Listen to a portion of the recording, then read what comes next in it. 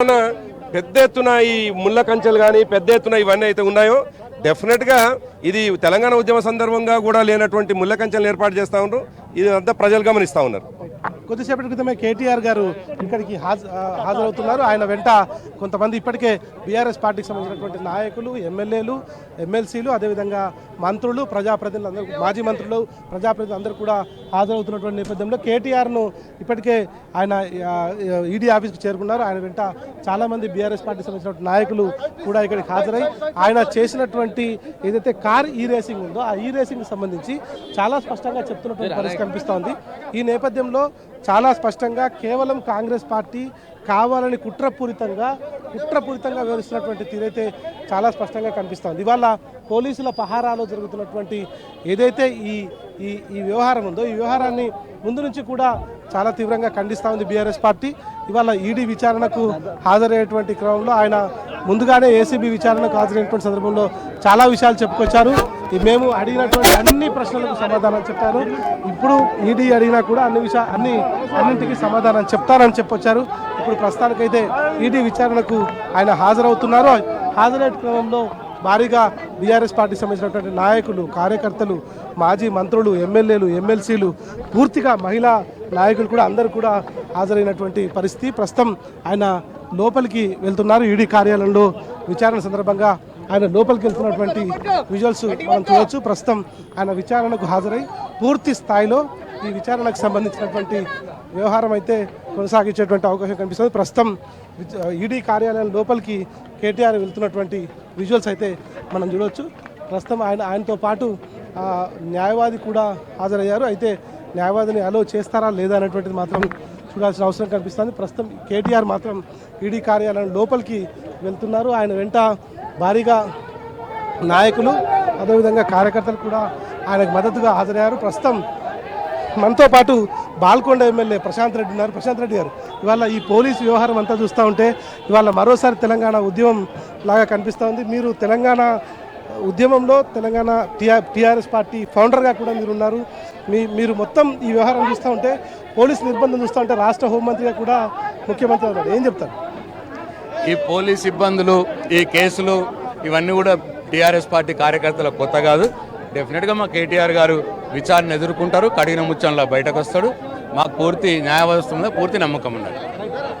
అందరూ కూడా ఎమ్మెల్యేలు, ఎమ్మెల్సీలు, మంత్రులు అందరూ కూడా, మాజీ మంత్రులు అందరూ కూడా చెప్తా ఉన్నారు విచారణకు హాజరవుతాం, ఖచ్చితంగా న్యాయం గెలుస్తుంది.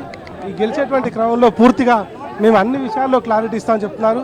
ప్రస్తుతం కేటీఆర్ లోపలికి వెళ్తున్నటువంటి విజువల్స్ మనం చూడవచ్చు. ఈడీ కార్యాలయం లోపలికి వెళ్తున్నటువంటి విజువల్స్ అయితే మనం చూడవచ్చు. ప్రస్తుతం ఆయన వెంట న్యాయవాది కూడా హాజరయ్యారు. న్యాయవాదిని లోపలికి అలో చేస్తారా లేదా అనేటువంటిది మాత్రం చూడాల్సిన అవసరం కనిపిస్తోంది. కేటీఆర్తో పాటు ఇతర వ్యక్తులు ఎవరిని కూడా లోపలికి అలో చేయమనేటువంటిది ఈడీ అధికారులు చెప్పారు. ప్రస్తుతానికి ఈడీ కార్యాలయానికి చేరుకున్నారు బీఆర్ఎస్ వర్కింగ్ ప్రెసిడెంట్ కేటీఆర్. ఆయన విచారణకు హాజరయ్యేటువంటి క్రమంలో ఇప్పటికే పూర్తిగా దీనికి సంబంధించినటువంటి విచారణ ఏదైతుందో విచారణ పూర్తిగా ఆయన సహకరిస్తానని చెప్పారు. చట్టం న్యాయం పట్ల వాళ్ళకి గౌరవం ఉంది కాబట్టి విచారణ కార్యక్రమని చెప్పినటువంటి పరిస్థితి కనిపిస్తూ ఉంది.